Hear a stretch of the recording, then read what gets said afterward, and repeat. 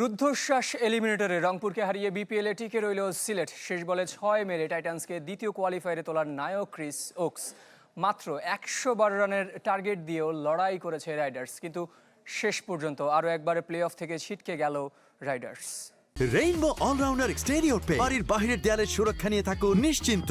সাথে পাচ্ছেন 10 বছরের ওয়ারেন্টি। অভিজ্ঞতার মূল্য নাকি লাখ টাকা, ক্রিস ওকস মাত্র এক বলে দিলেন তার প্রমাণ। ছক্কা হাঁকিয়ে সিলেটকে রাখলেন কোটি টাকার ফাইনালের পথে।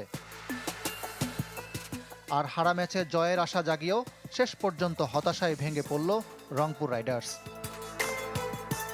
লো স্কোরিং ম্যাচটা জমিয়ে তুলেছিলেন মুস্তাফিজুর রহমান। 12 বলে যখন টাইটান্সের দরকার 15 রান, তখন স্যাম বিলিংসকে প্রথম বলে আউট করেন। শেষ ওভারে দরকার 9 রান। ফাহিম আশরাফের হাতে বল তুলে দিলেন অধিনায়ক লিটন দাস। টানা 3 বল ডট দিয়ে মঈন আলীর উইকেট তুলে নেন পাকিস্তানি পেসার। জয়ের খুব কাছে নিয়ে যান রংপুরকে। শেষ বলে সিলেটের চাই 6 রান। বিপিএল ইতিহাসে এমন পরিস্থিতি এর আগে কখনো হয়নি। শেষ বলে 6 মেরে জয় দুবার হলেও জয়ের জন্য 6 রানের লক্ষ্য পূরণ এবারই প্রথম। ক্রিস ওকস আসলেন, দেখলেন, আর প্রথম ম্যাচে জয় করে নিলেন কোটি সিলেটির হৃদয়। আরেক ইংলিশম্যান স্যাম বিলিংসের অবদানও কম নয়। 44 রানে 4 উইকেট হারানোর পর মেহেদী মিরাজকে নিয়ে গড়েন 50 রানের জুটি।